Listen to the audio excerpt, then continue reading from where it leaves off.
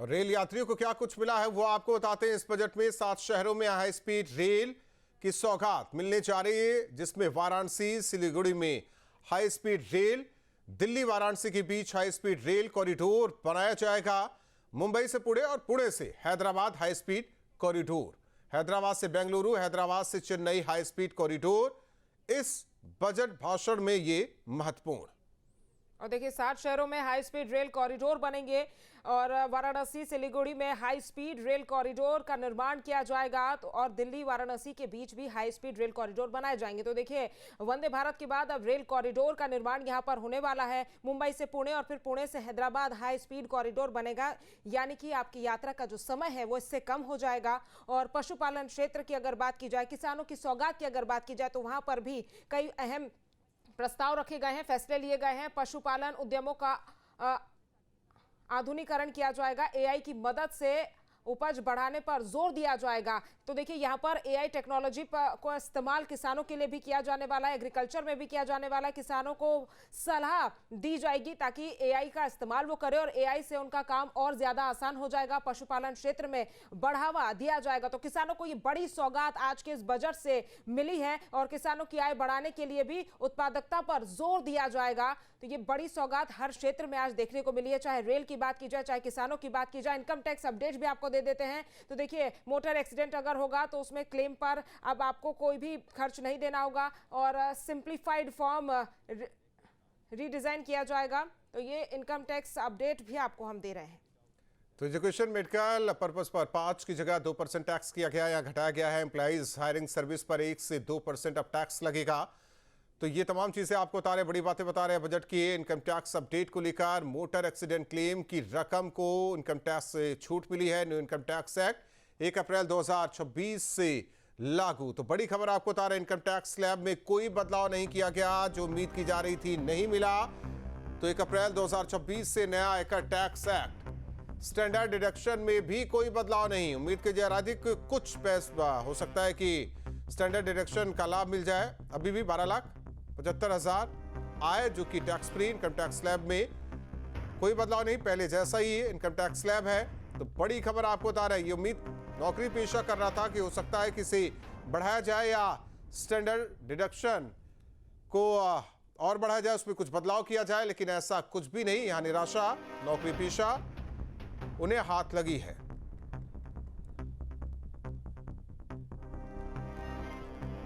और सुशील अग्रवाल जी उद्योगपति हमारे साथ लाइव जुड़े हुए हैं। सुशील जी, कैसा रहा करीब 1.5 घंटे का ये बजट भाषण? क्या कुछ उद्योग के लिए? मैं अगर जो मुझसे मन से पूछे आप, not just as a common man but as a citizen of the country, as an entrepreneur, as a chairman of a listed company, तो मैं आज मैम को बधाई देना चाहता हूं। इतने जबरदस्त तरीके से बहुत ही ब्यूटीफुल पॉपुलिस्ट मेजर उन्होंने जो किया है वो बजट देने के लिए, मुझे नहीं लगता उन्होंने किसी चीज को छोड़ा होगा। हर छोटी छोटी चीज पर, राइट फ्रॉम दिव्यांगजन से लेकर के, आप सोचिए आज फिस्कल डेफिसिट को वो 4.5 से 4.5 पे ला रही हैं। तो इसका मतलब है कि उनके पास जबरदस्त तरीके से जब रेवेन्यूज और टैक्सेस बढ़ते चले जाएंगे तो एक्सपेंडिचर, इंफ्रास्ट्रक्चर एक्सपेंडिचर खूब जबरदस्त उनके पास होगा और हो भी रहा है। हर क्षेत्र में उन्होंने कोशिश की है कि जैसे तैसे कर कुरा करके हम हर एक को कुछ ना कुछ दें। आप समझ सकते हैं 140 करोड़ के देश में कॉम्प्लेक्स इश्यूज हैं। आज हमारे पास रेवेन्यू वर्सेस एक्सपेंडिचर की बात करें तो मैं समझता हूं कि उस पर हम फिर भी काफी तक खड़े हैं। कोविड में 9-9.5% जीडीपी हमारा फिस्कल डेफिसिट चला गया था, आज 4.5% से 4.4 के लाने की कोशिश कर रहे हैं। धीरे धीरे इसको कम होना चाहिए। और अगर जो टैक्स बायोंसी होगी, जैसे लोग टैक्स कंप्लायंस ज्यादा करेंगे, चाहे डायरेक्ट टैक्सेस हो, इनडायरेक्ट टैक्सेस हो, तो गवर्नमेंट के पास रेवेन्यू जनरेशन काफी ज्यादा हो जाएगा। छोटा मोटा ये जो झटका स्टॉक एक्सचेंज का है, ये तो मैं समझता हूँ लोगों के एक सेंटीमेंट्स है, मुझे नहीं पता इसका क्या रीजन है। 0.15 से 0.50 सुशील जी, सब कुछ जेब पर निर्भर करता है। जेब भराओ तो डायरेक्ट टैक्स, इनडायरेक्ट टैक्स दोनों सरकार के खाते में। मैं ये मान के नहीं, इसमें कोई शक नहीं है, मैं ये मान के चलता हूं जिस प्रकार से आज टूरिज्म से लेकर के, मेडिकल टूरिज्म से लेकर के पूरे देश की सारे के सारे कल्चरल हेरिटेज साइट्स को बढ़ावा दिया जा रहा है। और उद्यमियों को, एमएसएमई के लिए खासकर उन्होंने जो 10,000 करोड़ रुपए का प्रोविजन किया है, जो भी किया है, आप ये मान के चलिएगा कि इससे इतना बड़ा बूस्ट मिलेगा। जो एमएसएमई स्ट्रगल कर रहा था, आज के बहुत ज्यादा एमएसएमई सिक जा चुके थे, परेशान थे।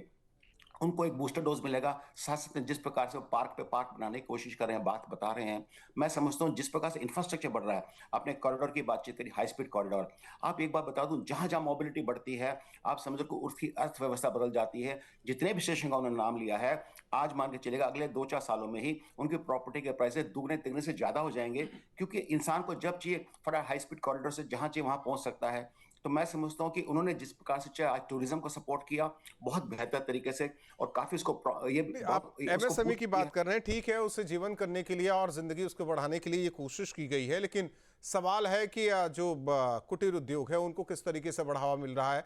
अगर हम चाइना से कंपैरिजन करें भारत को लेकर, तो हमें उस स्तर पर बढ़ना होगा। जी जी, चाइना के सामने हमारे चैलेंजेस बहुत सारे, बिकॉज चाइना में क्या है, स्टेट स्पॉन्सर्ड मैं कुटीर की बात कर रहा हूँ।